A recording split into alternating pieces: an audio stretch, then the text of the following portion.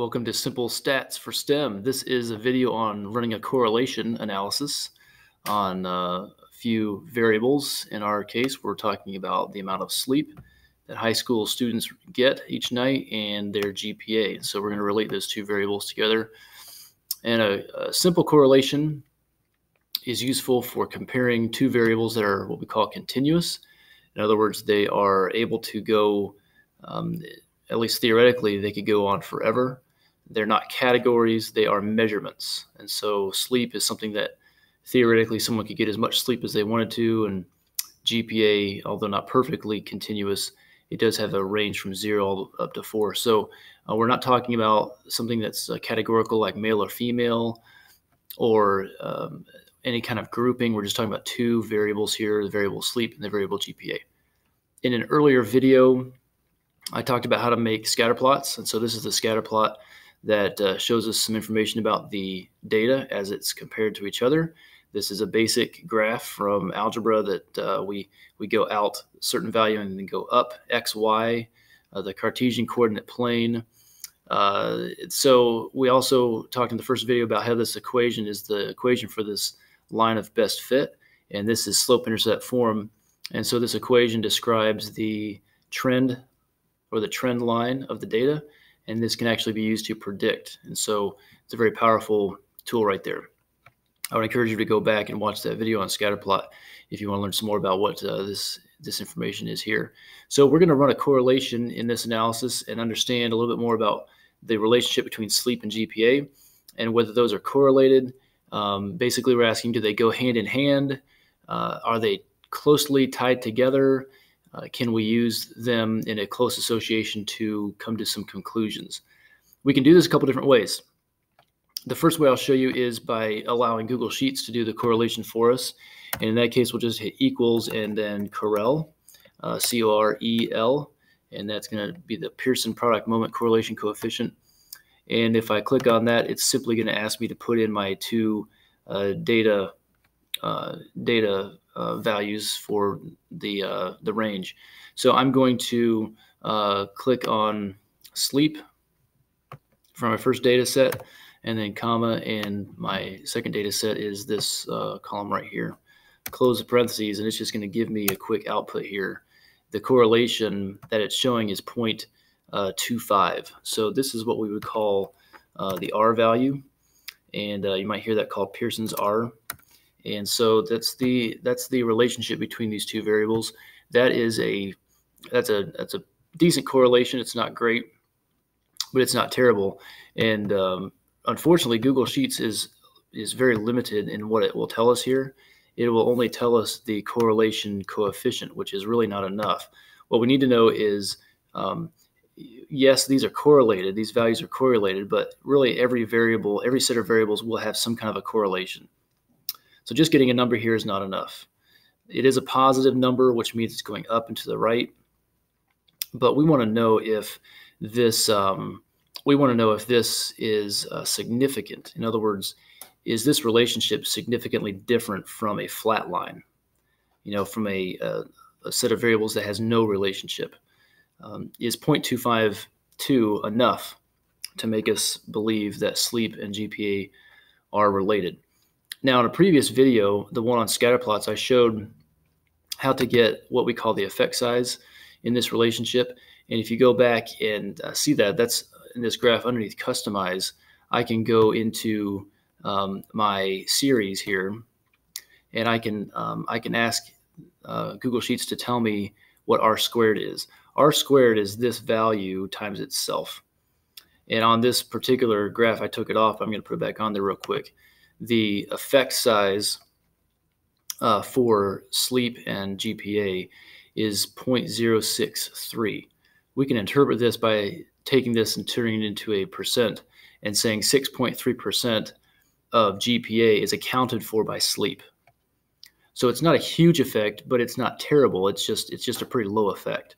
But we could at least come to that conclusion. And by the way, I could also get R squared, and I'll do that calculation here real quick.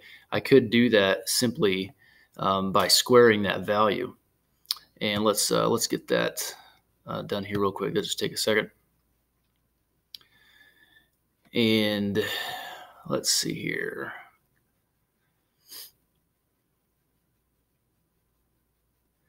I'm just going to use the caret. I can't find that symbol right now. So there, let's see.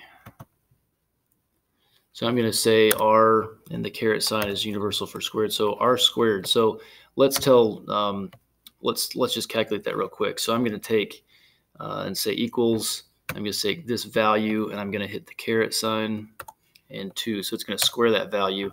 And lo and behold, I come up with the same value that I have up there in the scatter plot. And I'm going to reduce some of these decimals real quick, just for the simplicity of looking at it a little bit easier.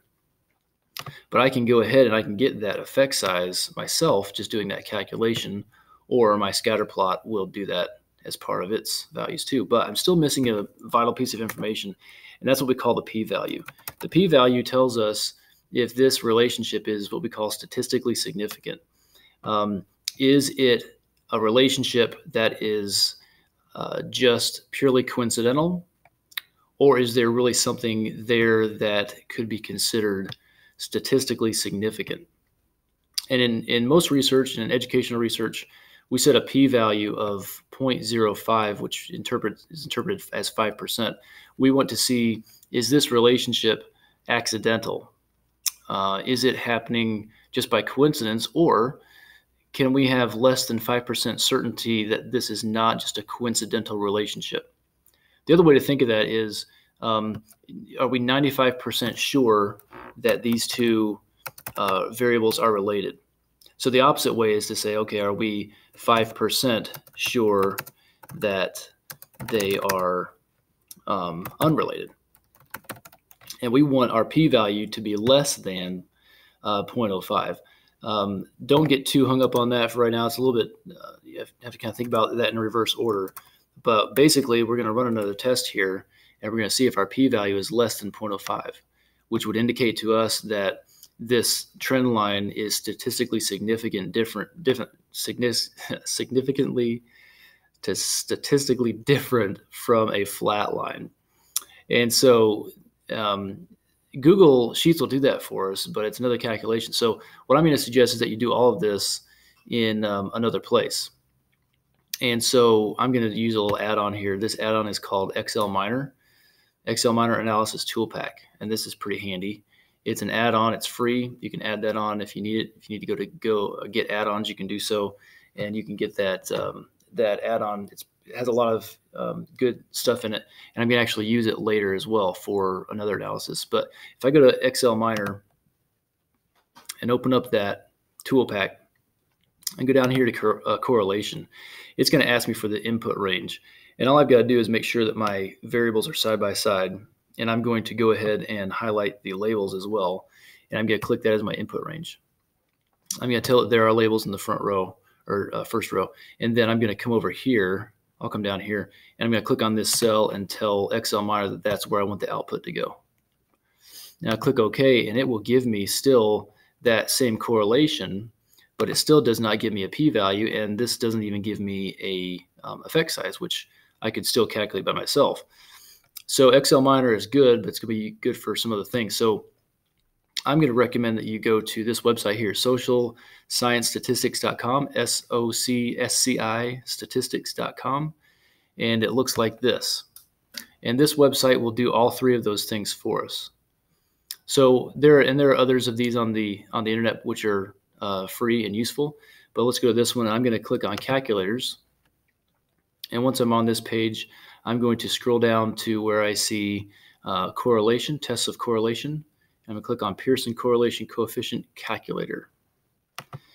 And on this page, all I've got to do is plug in my data. By the way, here's the formula for it. If you're, if you're interested in learning more, you can certainly do that by hand if you want. But I'm going to take me to the calculator.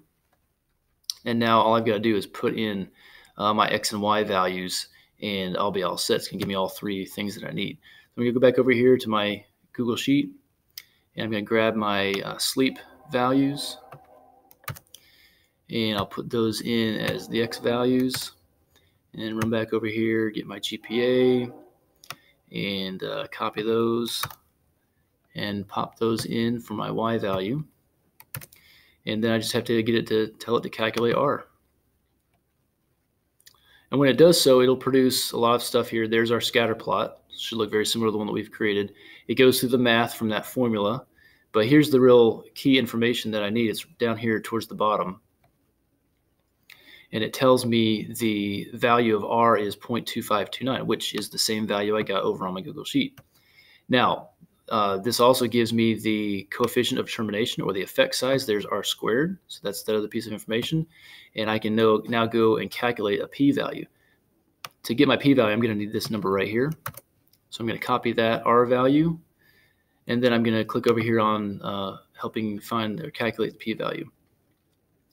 So to do that, I just have to pop in my R score. My N is the number of pieces of data that I collected. And in this case, it was 20. I had 20 individuals in the study. I want a 0.05 level of significance. I want to be sure, 95% sure that this is not coincidental. So I want to make I want to be less than 5% sure that I'm wrong. And so I choose 0.05, and I calculate that. And that gives me a p-value of 0.28202. That's pretty big. And it tells me this is not a significant relationship. So before I start writing home about this output or this relationship, I need to check this p-value and see if it's even significant. So, and it's not. It's because it's not less than 0.05. So what this is saying is there's a 28% chance that you're wrong, that these variables are basically causing one another. So what I'm going to do is I'm going to take that p-value and pop back over here to my spreadsheet, and I'm going to put that p-value in right here.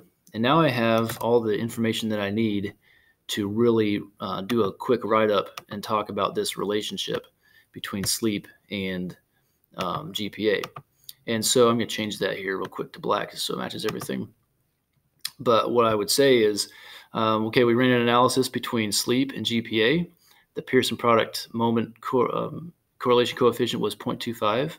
The effect size was 0.063, but the effect, although the effect was 6.3, the significance value was not less than 0.05.